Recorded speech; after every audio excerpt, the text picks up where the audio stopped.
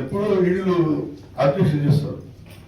ప్రతి బేసికల్ కమిటీ చర్చల్లో ఈడీలు వ్యవసాయం ఎవరు పాపం చేయలేదు.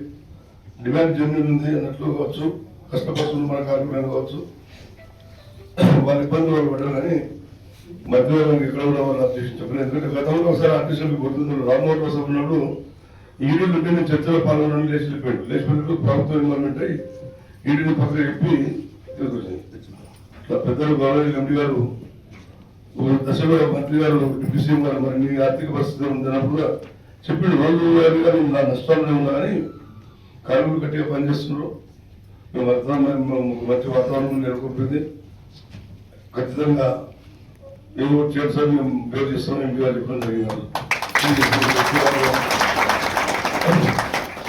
మనం ఉన్న పరిస్థితుల్లో మంచి జీతాలు దాంట్లో ఇబ్బంది లేదు. ఒకటి ఏంటంటే మనము మీరు బాగా గమనం పెట్టుకోండి, ఎక్కడైనా చరిత్రలో ఎక్కడైనా లేండి 1.5 year 2 PRs ఇచ్చిన చరిత్ర ఏ ఇండస్ట్రీ లేదు, ఏ ప్రభుత్వం లేదు.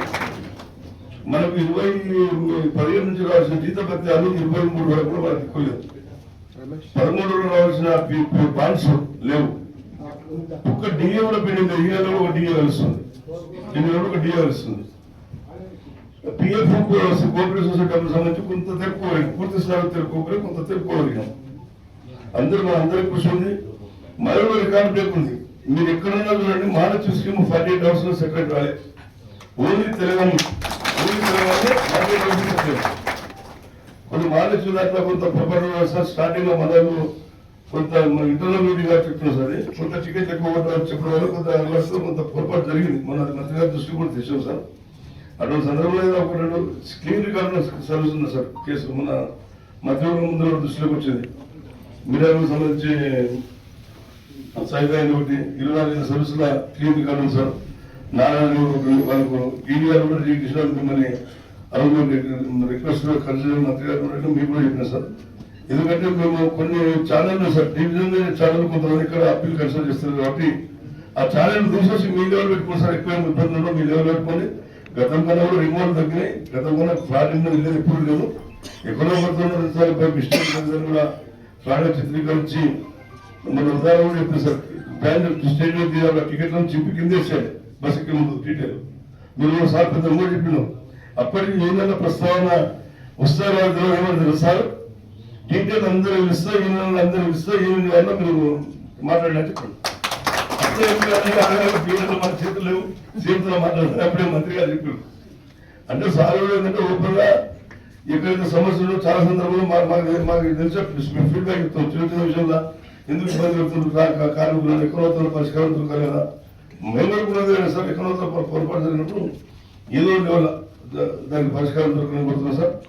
దాంతోపాటు ఎప్పుడైతే యూనియన్ స్టార్ట్ అవుతుంది సార్, దయచేసి మీరు ఓవరాల్ గా అయితే ఆ రోజు ఓవరాల్ గా రద్దు చేసింది యూనియన్, రిటర్న్ రద్దు చేయలేదు సార్. రిటర్న్ రద్దు చేయలేదు, ఓవరాల్ గా రద్దు చేసింది కాబట్టి మనం మీరు ఓవరాల్ గా డిపో మీద వాళ్ళకు ఇన్స్ట్రక్షన్స్ ఇస్తే అది మంచిగా సార్. ఏదైనా యూనియన్ వచ్చే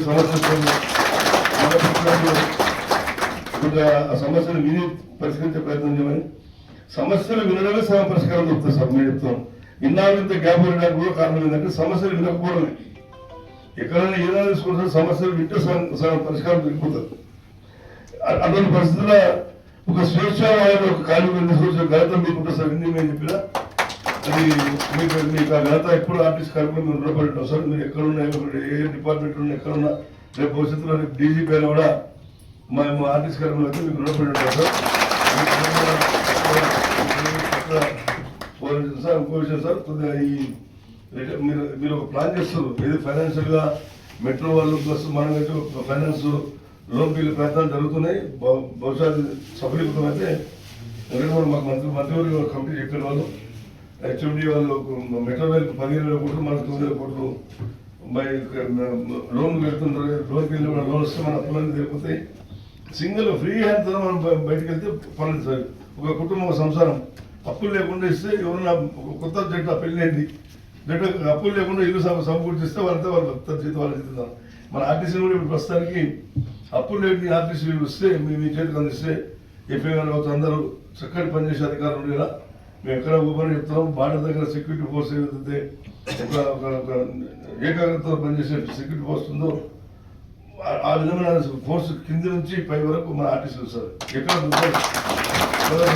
కమిట్మెంట్ మేము ఏనాడు కూడా 16 గంటలు 14 గంటలు దాంతోపాటు మొన్న ఎండిఆర్ మాట కూడా మనకి ఏంటంటే ఓవరాల్గా చెప్పేదంటే ఈ వర్క్ లోడ్ మీద కూడా కంప్లీట్ ఇస్తామని చెప్పి కంప్లీట్ ఇస్తాం అన్నారు. ఇవన్నిటికీ బహుశా ఎన్నికలు జరిగితే పరిష్కారం మార్గాలు దొరికే అవకాశం ఉంటుంది. కాబట్టి ఈ రిటైర్మెంట్ వల్ల ఏరియాస్ ప్రధాన ఏరియాస్ కొద్దిగా 17 వరకు ఫస్ట్ క్లియర్ చేసుకునే విధంగా దాన్ని అవసరం పడితే 2-3 విడుదల చేసి దానికి అదే మీరు చెప్పిన లోన్ శాంక్షన్ అది ఉన్నది దాన్ని అంతలో కూడా కొద్దిగా మేము అంటే కొంత తాత్కాలిక ఉపశమనం కల్పించండి. మేము మంత్రి గారిని అడిగాము, ఓ 2 నెలలు 100 కోట్లు ఇవ్వండి సార్ అని అడిగాము. చూస్తున్నాను మంత్రి గారు డిప్యూటీ సీఎం కూడా చెప్పారు, ఒక 100 కోట్లు ఇస్తే రిటైర్మెంట్ వాళ్ళకు ఏమైనా చేయగలుగుతుంది, వాళ్ళకి కొంత రిలీఫ్ దొరుకుతుంది. వాళ్ళకి ఇవ్వాల్సిన మనం 250 కోట్లు ఇస్తాం. వాళ్ళకి 250 కోట్లు మనం 200 కోట్లు ఇచ్చినా చాలా బాగా అప్పు తగ్గిపోతాయి. వాళ్ళకి కొంచెం 4 లక్షలు 5 లక్షలు 1 లక్ష రూపాయలు ఇవ్వగలిగితే అనుకోండి సార్. సపోజ్ 1 లక్ష రూపాయలు ఇవ్వగలిగితే కొంత పెద్ద రిలీఫ్ ఆర్థిక రిలీఫ్ దొరుకుతుంది సార్.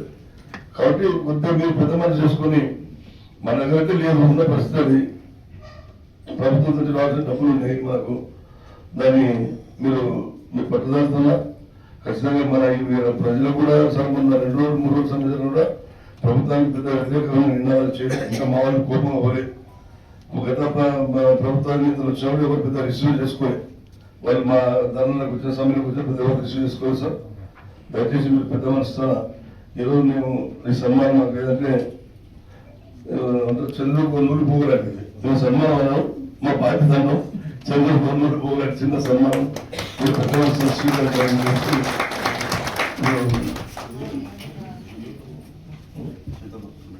కొంచెం సార్ శంకర్ గారికి ఒక నిమిషం మౌనం పడుతుంది సార్.